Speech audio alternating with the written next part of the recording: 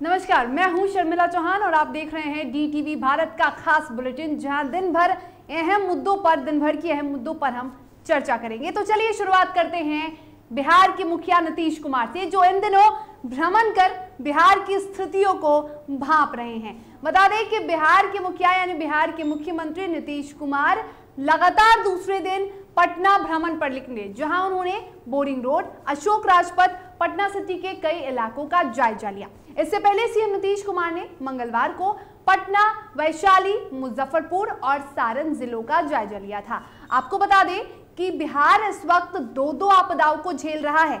एक तरफ है कोरोना महामारी तो दूसरी तरफ है बाढ़ की विभीषिका, और ऐसे में सरकार की नाकामियां भी पूरी तरह से उजागर हो रही हैं। लोगों को बेहद परेशानियों का सामना करना पड़ रहा है, लोगों का जीना दूभर हो गया है, लोगों का जीवन बेहाल हो चुका है। ऐसे में अब सीएम नीतीश कुमार एक्टिव नजर आ रहे हैं। लगातार कई दिनों की समीक्षा के बाद अब सीएम नीतीश कुमार भ्रमण पे निकले हैं। बता दें कि आज मुख्यमंत्री के भ्रमण का दूसरा दिन था, जिसकी शुरुआत उन्होंने मंगलवार को की। मंगलवार को सीएम नीतीश कुमार भ्रमण पे निकले, यानी कि वो सड़क माध्यम से कई इलाकों का उन्होंने दौरा किया और उसके साथ ही कई इलाकों की स्थितियों का जायजा लिया। इसके पहले भी सीएम नीतीश कुमार हवाई सर्वेक्षण कर चुके हैं, मिथिलांचल के कई इलाकों का दौरा कर चुके हैं। कई मुजफ्फरपुर, भागलपुर की बात कर ले तो वहां की भी बाढ़ की स्थिति को वो देख चुके हैं, पूरी तरह से भांप चुके हैं। और आज फिर एक बार वो पटना के कई इलाकों का भ्रमण करने निकले। और इसके पहले यानी मंगलवार को आपको बता दें कि सीएम नीतीश कुमार ने कई जिलों का भ्रमण किया था। मुजफ्फरपुर, समस्तीपुर, वैशाली के साथ सारण जिले का भी उन्होंने भ्रमण किया था। ज्यादा देर तक नहीं, लेकिन करीब 20 से 25 मिनट तक ही सीएम नीतीश कुमार कई जिलों में रहे और उसके बाद उन्होंने तमाम जो इलाके थे वहां का उन्होंने भ्रमण किया, इलाकों का निरीक्षण किया, वहां की स्थिति का जायजा लिया।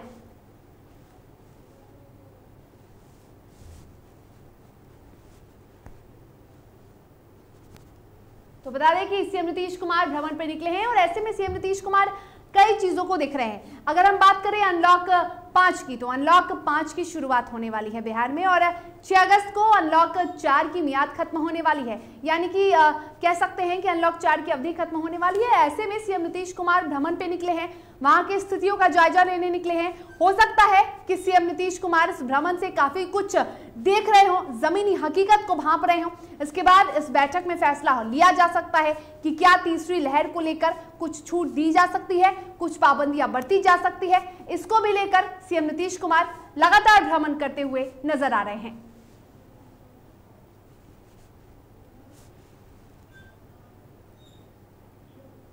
और चलिए अब सीधा रुख करते हैं अपने सहयोगी उत्कर्ष का, जो हमारे साथ लाइव चैट पे जुड़े हुए हैं। उत्कर्ष, लगातार दूसरे दिन सीएम नीतीश कुमार ने भ्रमण किया। हालांकि लोग ये कह रहे हैं कि साहब आते आते आपने थोड़ी देर कर दी है, भ्रमण कर रहे हैं, लोगों से भी जुड़ रहे हैं, लेकिन क्या लगता है ये जो भ्रमण सीएम नीतीश कुमार कर रहे हैं वो कितना खास हो सकता है?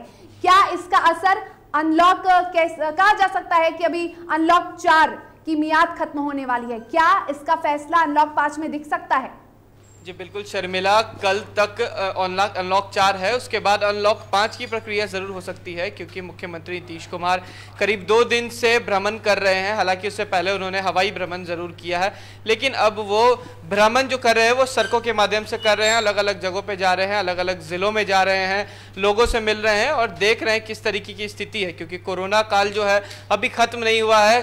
कई ऐसे राज्य हैं जहाँ पर कोरोना का संक्रमण अभी भी काफी ज्यादा है। केरल की बात करें तो 20,000 से ज्यादा रोज संक्रमित मरीज मिल रहे हैं। वहीं बिहार में फिलहाल अभी 100 से कम है, लेकिन आने वाले समय में जरूर बढ़ सकता है, क्योंकि कोरोना का जो संक्रमण है वो दिन पे दिन अलग अलग राज्यों में बढ़ रहा है। इसको देखते हुए मुख्यमंत्री नीतीश कुमार ने अनलॉक 5 कह सकते हैं उसकी तैयारी करनी शुरू कर दी है, क्योंकि क्राइसिस मैनेजमेंट की बैठक भी आज हुई है और कल भी होनी है।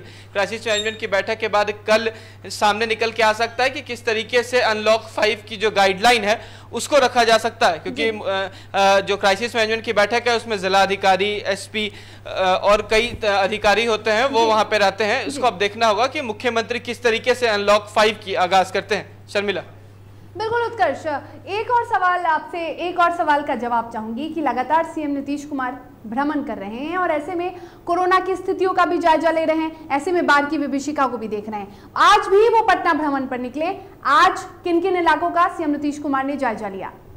जी बिल्कुल शर्मिला, आज राजधानी पटना का भ्रमण कर रहे थे मुख्यमंत्री नीतीश कुमार, क्योंकि राजधानी पटना में जिस तरीके से जो भीड़ है वो काफ़ी ज़्यादा होती है। पटना के कुछ इलाके ऐसे हैं जहां पर जो भीड़ होती है वो अमूमन काफ़ी ज़्यादा होती है, जैसे कि पटना के पीएमसीएच के पास, बोरिंग रोड, पटना सिटी, ऐसे कई इलाके हैं जहां पर जो भीड़ होती है वो काफ़ी ज़्यादा होती है, रश भी ज़्यादा होता है, जिसको देखते हुए मुख्यमंत्री आज इन इलाकों का भ्रमण किया। उसके बाद वो सीएम हाउस आए। हालांकि बोरिंग रोड, जगदेव पथ, उसके बाद पीएमसीएच, फिर पटना सिटी और उसके बाद पटना अपने आवास पर आ गए। उसके बाद साफ तौर पर उन्होंने अधिकारियों से को भी आदेश दिया है कि किस तरीके से कोरोना का गाइडलाइन का पालन कराना है। इसको देखते हुए कल अनलॉक 5 की बात की जा रही है कि कल से अनलॉक 5 की जो गाइडलाइन है वो जारी जरूर किया जा सकता है मुख्यमंत्री के द्वारा। अब ये देखना होगा कि किस तरीके से अनलॉक 5 का आगाज होता है। शर्मिला, बिल्कुल उत्कर्ष, हम चाहेंगे कि आपसे अगली खबर पे भी जानकारी लेंगे, लेकिन हम चाहेंगे आपको यहाँ पे रोकना।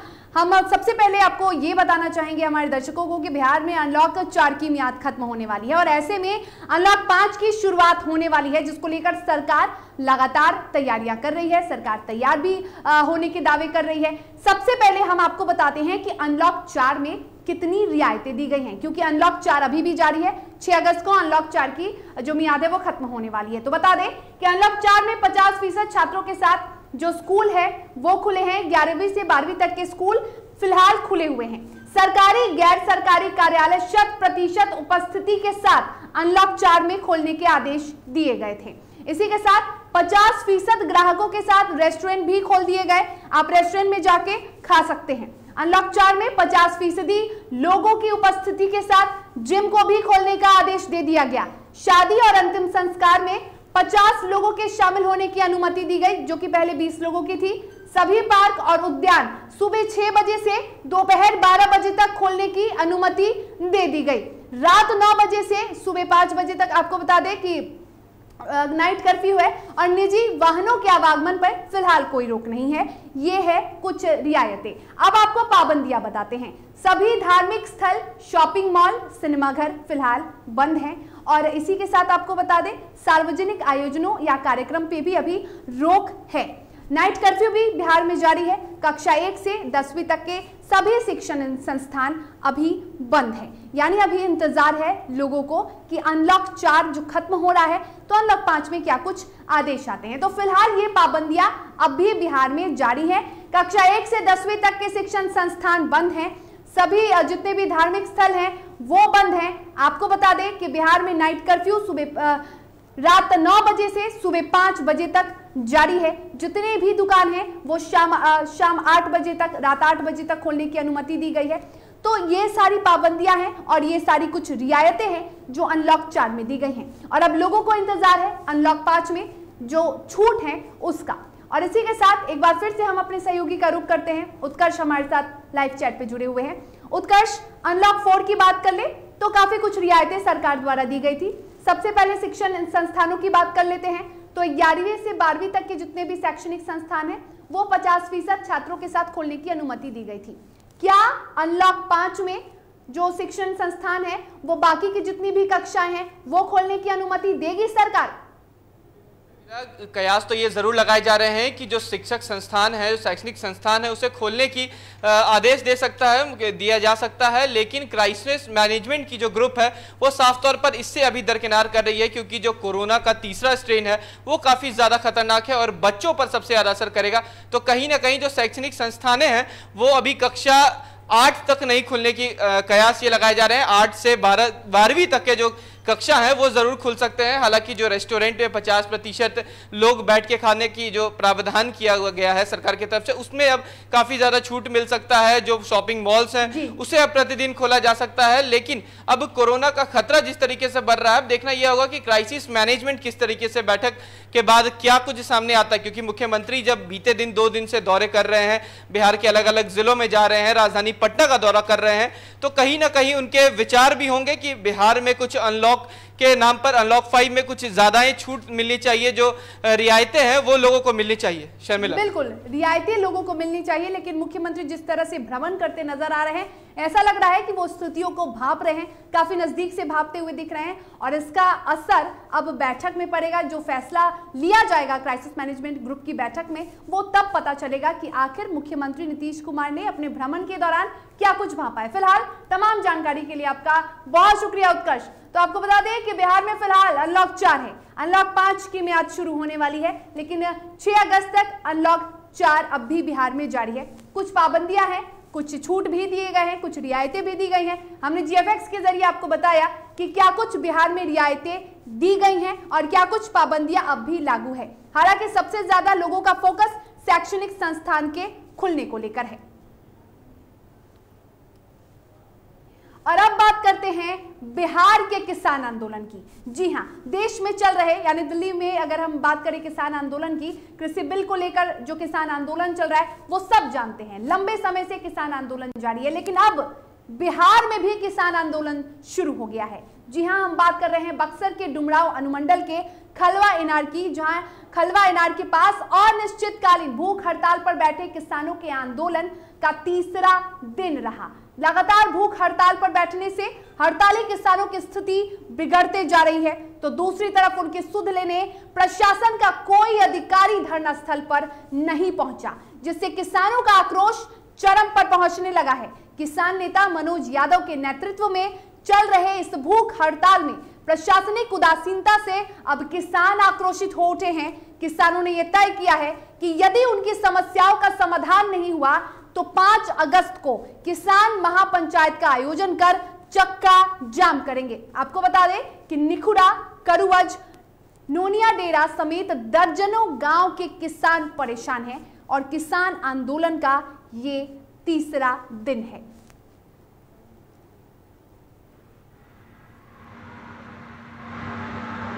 यही है कि भोजपुर, रजवाहा और डुमरांव लाइन के अंतिम छोर तक पानी पहुंचाया जाए, जिससे यहाँ के गरीब किसानों का कुछ भला हो, क्योंकि हमारे यहाँ तो कोई फैक्ट्री है नहीं, किसानी ही मुख्य पेशा है हम लोग का। तो कम से कम हम लोग को सरकार से यही गुहार है कि हम लोग की मांगों को पूरा किया जाए, ताकि हमारे बाल बच्चा परिवार जो है वो संपन्न हो सके। तो बता दें कि बिहार में किसान आंदोलन जारी है और ऐसे में अनिश्चितकालीन हड़ताल पर बैठे हैं किसान, और सबसे उदासीन रवैया प्रशासन का है। इस पर अधिक जानकारी के लिए हमारे साथ बक्सर से हमारे संवाददाता सुमित जुड़े हुए हैं। सुमित, बिहार में भी किसान आंदोलन चल रहा है, क्या वजह है? आखिर किसानों ने यह अनिश्चितकालीन हड़ताल क्यों शुरू किया? जी शर्मिला, आपको बता दें कि जो ये डुमरांव अनुमंडल का जो क्षेत्र है वो कृषि बाहुल्य क्षेत्र है, और यहाँ पर एक सबसे बड़ी समस्या अभी देखने को यह मिल रही है कि नहरों में पानी नहीं होने की वजह से लोग धान की, जो किसान है वो धान की खेती नहीं कर पा रहे हैं। मामला ये बताया जा रहा है कि किसानों के द्वारा कई बार लेकर के इसको अधिकारियों से भी लोग बात करते हैं, किसान मिलते हैं, बात करते हैं, जनप्रतिनिधियों से मध्यांतर की बात करते हैं, लेकिन आज तक इसका कोई भी जो सॉल्यूशन कहा जाए वो आज तक नहीं निकल पा रहा है, जिसको लेकर के आम आदमी पार्टी के पूर्व जिलाध्यक्ष जो है वो उन्होंने भूख हड़ताल की है और आमरण अनशन किया है, जिसको लेकर के अभी जो क्षेत्र में है वो काफी चर्चा का विषय बना हुआ है। जी सुमित, एक और यहाँ पे उदासीन रवैया देखा जा रहा है। यहाँ पे किसान भी काफी इस बात से आहत हैं, काफी दुखी हैं कि लगातार भूख हड़ताल पर ये बैठे हुए हैं, तीसरा दिन है, और ऐसे में प्रशासन को कुछ पता नहीं है, प्रशासन ने इनकी थोड़ी सी भी सुध लेने की कोशिश नहीं की। नहीं, देखिए ये जो भूख हड़ताल है वो 1 अगस्त से जारी है, लेकिन आज लगभग आज 4 तारीख हो गया, लेकिन आज तक अभी तक कोई भी अधिकारी या कोई भी जनप्रतिनिधि इन्हें देखने के लिए नहीं आया। जबकि जो आंदोलन का जो केंद्र है अभी जो राष्ट्रीय राजमार्ग के जस्ट बगल में ही है, एकदम बगल में ही है ये केंद्र, और जहां से लगभग हर रोज अधिकारी और जनप्रतिनिधि या विधायक मंत्री हो गुजरते हैं, लेकिन कोई भी इनकी तरफ ध्यान नहीं दे रहा है। वही ये भी बताया जा रहा है कि अगर 5 तारीख यानी कल तक अगर कोई अधिकारी या जनप्रतिनिधि कोई अगर पहल नहीं करता है तो किसान महापंचायत का आयोजन किया जाएगा और आगे चक्का जाम की भी रणनीति तैयार की जा रही है। बिल्कुल सुमित, एक आखिरी सवाल ये जानना चाहेंगे कि लगातार भूख हड़ताल पे बैठे हुए हैं और कई किसानों की तबीयत बिगड़ने की भी खबर सामने आ रही है। जी, तबीयत बिगड़ने की खबर आ रही है, लेकिन एक ये भी बड़ी खबर आ रही है कि वहाँ पर कोई भी अभी तक चिकित्सा कोई व्यवस्था कोई नहीं किया गया, ना ही वहाँ पर कोई चिकित्सक किसी को तैनात किया गया। अगर ये भी है कि अगर किसी की तबीयत अगर ज्यादा बिगड़ती है तो उसके लिए भी कोई चिकित्सा मुहैया नहीं कराई गई है। जी बिल्कुल, ये भी एक बड़ी खबर आ रही है। बिल्कुल, तो ये बड़ी खबरें हैं, ये बड़ी खबर है और ये काफी दुखद है, काफी निंदनीय है कि जो किसान हैं वो फिलहाल, जो हमारे अन्नदाता हैं वो फिलहाल भूख हड़ताल पर है और ऐसे में न प्रशासन को इनकी चिंता है, न जनप्रतिनिधियों को इनकी चिंता है। 4 दिन बीत चुके हैं और ऐसे में अब किसान भी काफी दुखी। अब देखना ये होगा कि आखिर प्रशासन कब जागती है, आखिर जनप्रतिनिधियों की नींद कब खुलती है, कब वो उनका सूद लेने पहुंचते हैं। फिलहाल आप पल पल का अपडेट लेते रहे। तमाम जानकारी के लिए आपका बहुत शुक्रिया सुमित। और अब खबरों में वक्त हो चला है एक छोटे से ब्रेक का और ब्रेक के बाद हम आपको बताएंगे कि योजना है लेकिन आवास नहीं। जल्द हाजिर होंगे।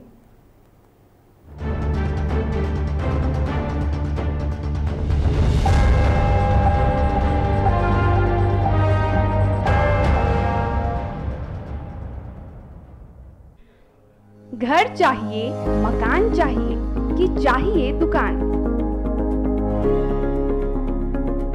या फिर चाहिए जमीन जायदाद, वो भी बिना ब्रोकर, बिना कमीशन के, 100% लीगल। अधिक जानकारी के लिए देखिए हमारा खास कार्यक्रम बिल्डिंग बाजार।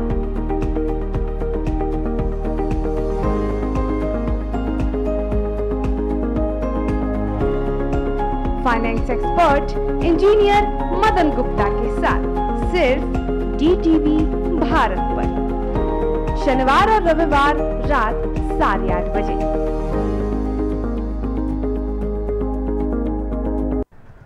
दादी, इतने सारे पापड़ बन गए, क्या करे?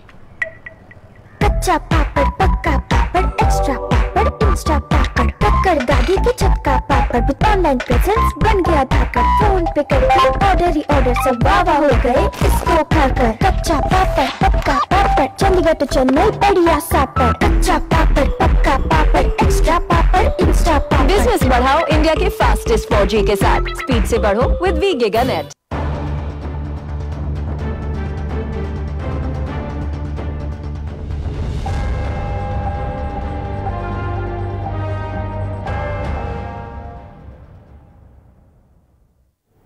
ब्रेक के बाद आपका स्वागत है।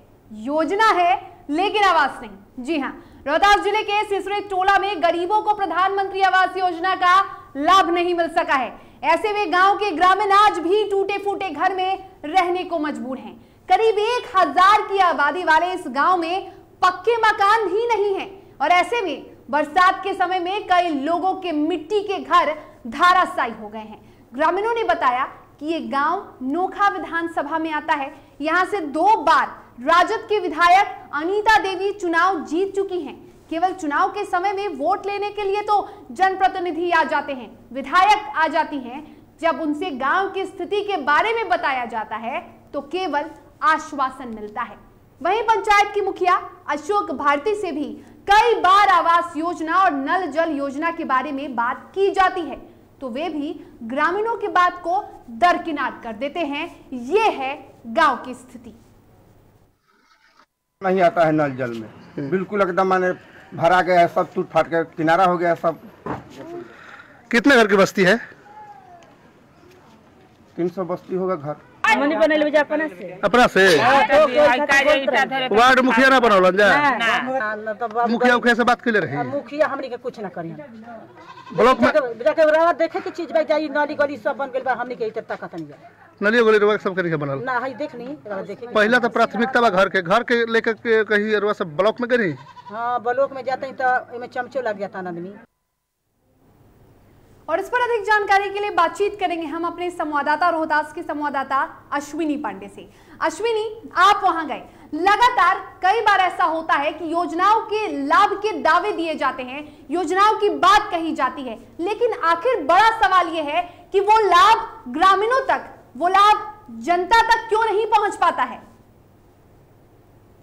जी, मैं आपको बता दूं कि कहीं ना कहीं इसमें जिस तरीके से ग्रामीणों को जो स्थितियां हैं, उस स्थितियों को लेकर के वहां के स्थानीय जनप्रतिनिधि और वहां के स्थानीय विधायक भी इसके लिए जो है जिम्मेवार है, क्योंकि ग्रामीणों को लगातार कहना था कि आवास योजना के नाम पर कई बार यहाँ से पैसे मांगे गए, पैसे भी बाजाबता भेजे गए, लेकिन अभी तक घर मुहैया नहीं हो सका है। और ऐसे में ग्रामीण बरसात के दिनों की अगर बात करें तो बरसात के दिनों में किसी तरह अपने घरों पर त्रिपाल डाल कर किसी तरह गुजारा करने को मजबूर है। बिल्कुल अश्विनी, आखिर क्यों ये स्थिति है? आखिर ये बेहद शर्मनाक बात है कि ऐसे में जब विधायक की बात कर ले, जब माननीयों को वोट लेना होता है तो वो कई लालच देते हैं, योजनाओं की बात करते हैं, लेकिन जब जनता उन्हें सरताज पहना देती है, जब जनता उन्हें जीत का ताज पहना देती है, तब आखिर क्यों नहीं उन्हें ग्रामीणों का सुध लेने का वक्त मिलता है? आखिर ऐसी स्थिति क्यों है?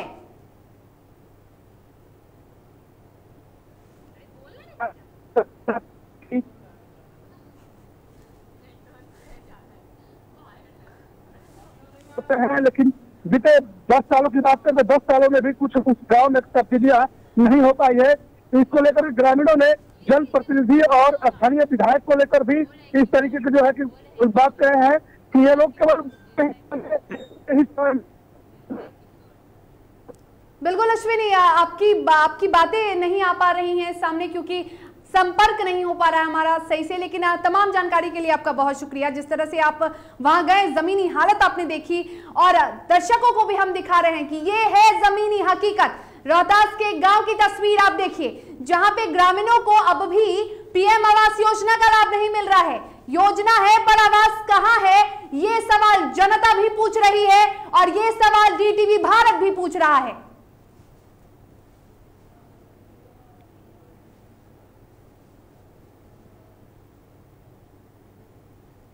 शराबबंदी का मजा, जी हां, बिहार में तो शराबबंदी का कानून लगा हुआ है, फिर यहां मजे कैसे हो सकते हैं आप ये सोचेंगे। लेकिन लगातार कई सालों से बिहार में शराबबंदी तो है, लेकिन धरातल पे ऐसी स्थिति नहीं देखने को मिलती है। शराबबंदी का उल्लंघन तो खुलेआम होता आ रहा है और शराबबंदी के नियमों को ताक पे भी रखा जा रहा है और ऐसे करने से लोग बाज नहीं आ रहे हैं और अब पुलिस का भी खौफ लोगों के मन में नहीं रहा है। चाहे सरकार कितने भी नियम लगा ले, उससे कोई फर्क नहीं पड़ता, क्योंकि बिहार की जनता को शराबबंदी कानून में कोई दिलचस्पी नहीं दिख रही है।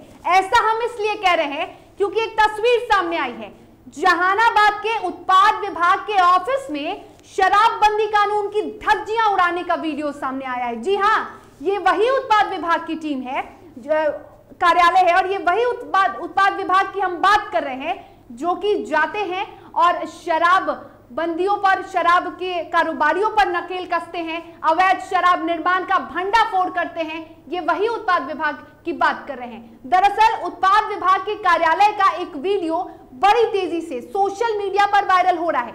वीडियो में देखा जा रहा है कि उत्पाद विभाग के दफ्तर में गार्ड रूम में कुछ लोग शराब पार्टी कर रहे हैं। बताया जा रहा है कि वीडियो में साफ दिख रहा है कि शख्स ड्राइवर है जो इस घटना का वीडियो वायरल होने के बाद फरार हो गया है। वीडियो सामने आने के बाद उत्पाद अधीक्षक कृष्ण मुरारी ने बताया कि दोषियों के ऊपर कार्रवाई की जाएगी।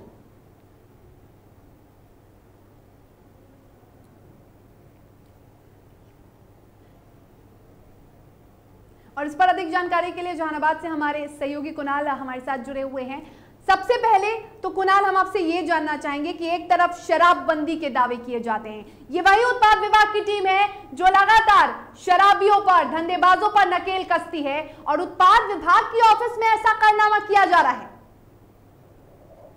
जी सर मीरा जी, ये यही उत्पाद विभाग है जिस पर सुशासन की सरकार बंदी का पूरा दारोमदार छोड़ रखी है और उन्हीं के ऑफिस में, उन्हीं के गार्ड रूम में शराब पार्टी चलती है। और आश्चर्य की बात यह है कि शराब पार्टी में भी वो लोग शामिल हैं जो उत्पाद विभाग के वर्कर हैं, चाहे वो प्रत्यक्ष रूप में हो या परोक्ष रूप में हो। बिल्कुल बिल्कुल, ये शर्मसार कर देने वाली तस्वीर है किशोर।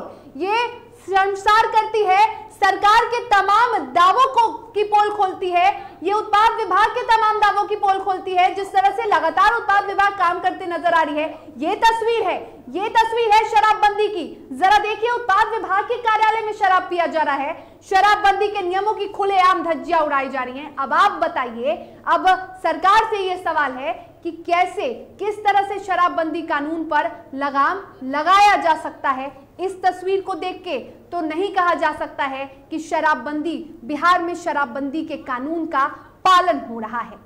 फिलहाल तमाम जानकारी के लिए आपका बहुत शुक्रिया किशोर। आपको दिखा रहे हैं हम जहानाबाद की तस्वीर है, जहां उत्पाद विभाग के ऑफिस में शराब पार्टी चल रही थी और फिलहाल ये तस्वीर वायरल होने के बाद जो ड्राइवर है, जो कथित तौर पे वीडियो के सामने आया है, वो फरार चल रहा है।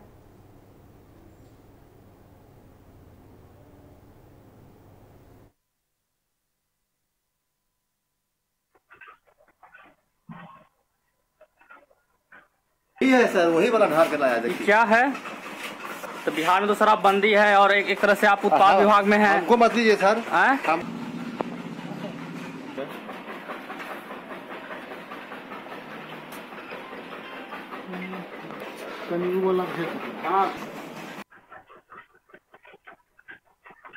जहां शराबबंदी कानून की जमकर धज्जियां उड़ रही हैं, उत्पाद विभाग के ऑफिस में शराब पार्टी हो रही है और ऐसे में अब सवाल ये है कि कैसे शराबबंदी कानून का पालन होगा। इस तरह से शराबबंदी के कानून का पालन होगा। तस्वीरें लगातार सामने आ रही है और ये वही उत्पाद विभाग की टीम होती है जो लगातार बिहार के तमाम जिलों में कार्रवाई करती है, शराबबंदियों पर, शराब कारोबारियों पर नकेल कसती है, अवैध जो शराब का कारोबार करते हैं, जो धंधा करते हैं, उन पर नकेल कसती है। क्या इस तरह से लगाम लग सकेगा? ये एक बड़ी तस्वीर सामने आई है और ये एक बड़ा खुलासा करती है सरकार के दावों का और जो नियमों का पालन करवाया जा रहा है उनके दावों का। क्या इस तरह से बिहार में शराबबंदी कानून का पालन होगा? और अब अगली खबर की ओर बढ़ते हैं। बगहा अनुमंडलीय अस्पताल में बीजेपी विधायक राम सिंह का जमकर विरोध हुआ। अस्पताल कर्मियों ने विधायक पर जांच प्रभावित करने का आरोप लगाया। बता दें कि पूर्व डीएम डॉक्टर केवीएन सिंह पर चल रही जांच के दौरान अनुमंडलीय अस्पताल में बेतिया से जांच टीम आई हुई है और इसी जांच के क्रम में बीजेपी विधायक राम सिंह अस्पताल पहुंच गए। आपको बता दें कि विधायक को देख अस्पताल के कर्मचारियों ने हंगामा मचाना शुरू कर दिया। अस्पताल के कर्मचारियों के विरोध को देखते हुए विधायक राम सिंह को अस्पताल से जाना पड़ा और इस संबंध में विधायक राम सिंह ने बताया कि वे जांच प्रभावित करने नहीं आए थे बल्कि निरीक्षण करने आए थे। द्वारा धमकाया जा रहा हमारे कर्मचारियों पर दर्ज किया जा रहा है, का काम किया जा रहा है। ऐसा नहीं होना चाहिए। ऐसा होगा तो हम लोग डीएम के यहाँ जाएंगे। ये लोग जो है, ये लोग धमकी दिलवा रहे हैं, FIR करेंगे, सस्पेंड करवा देंगे। यहाँ नहीं चलेगा, इसके विरोध में हम लोग इस जांच कमेटी का विरोध हम लोग नहीं करेंगे। और इसी के साथ खबरों में फिलहाल इतना ही। मुझे दीजिए इजाजत और आप देखते रहिए DTV भारत। नमस्कार।